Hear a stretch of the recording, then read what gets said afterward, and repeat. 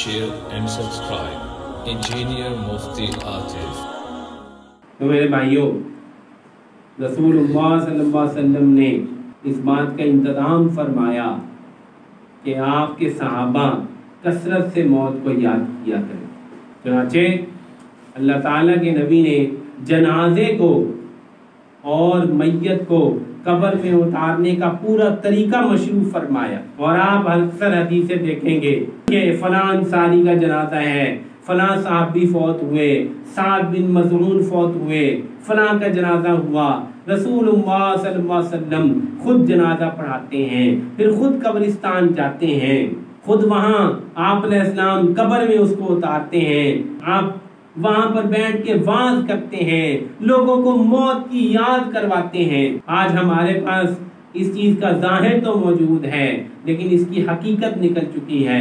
ہم صرف جنازے میں شرکت علامتی طور پہ کرتے ہیں، اپنی منہ دکھانے کے کہ میں بھی حاضر ہوں، اس لیے ہم پیش ہو جاتے ہیں۔ امیروں کے جنازوں میں بہت لوگ ہوتے ہیں، غریبوں کے جنازے میں کوئی ہوتا ہے۔ کیوں؟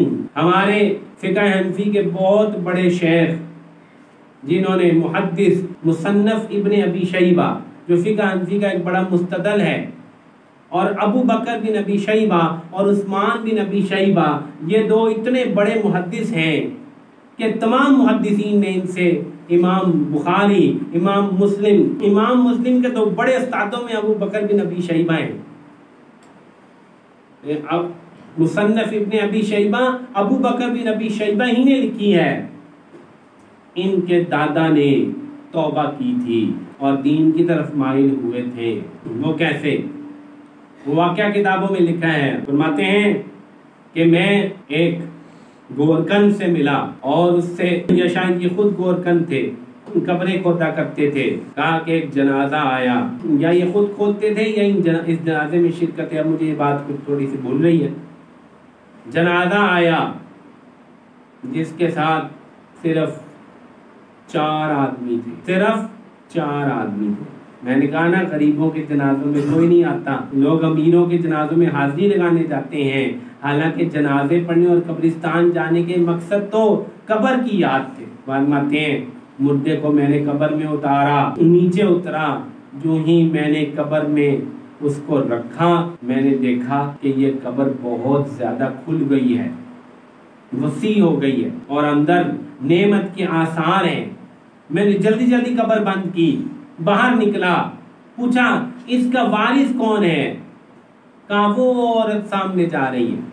میں نے کوشش کی لیکن میں اس کو پہنچ نہ سکا۔ مجھے دل میں بڑا افسوس رہا کہ پتہ چل جاتا کہ یہ عورت کون ہے اور اس کا کیا اس بندے کا عمل تھا۔ فرماتے ہیں وقت گزر گیا، 1 مہینے بعد پھر ایک جنازہ آیا، 1 مہینے بعد پھر ایک جنازہ آیا، اس کے ساتھ بھی 2-4 آدمی تھے۔ میں نے اس بندے کو بھی قبر میں اتارا، اس نوجوان کو۔ اب جب میں نے اس کو قبر میں رکھا تو قبر اس قدر زیادہ وسیع ہو گئی کہ اس کی کوئی حد نہیں تھی، اور اس قدر خوبصورت باغ میں تبدیل ہو گئی کہ میں حیران و پریشان رہ گیا۔ میں نے جلدی قبر بند کی اور دوڑا، کہا اس کا وارث کون ہے؟ کہا وہ عورت جا رہی ہے۔ اب میں نے بہت دوڑ لگائی، اس عورت کو پکڑ لی۔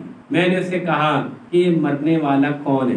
اس عورت نے کہا میرے 2 ہی بیٹے تھے، یہ بیٹا جو آج مرا یہ دینی علم کا، حدیث کا طالب علم تھا، اور جو پچھلے مہینے مرا وہ مزدوری کرتا تھا اور اس طالب علم کی کفالت کیا کرتا تھا۔ چنانچہ علم کا یہ مقام دیکھ کر ان کے دادا نے توبہ کی اور علم کی طرف مائل ہوئے، اور ان کے پوتے یہ 2 بہت بڑے محدث بنے ہیں، ابو بکر بن ابی شیبہ اور عثمان بن ابی شیبہ۔ جس نے حدیث پڑھی ہے وہ ان دونوں کا نام جانتا ہے۔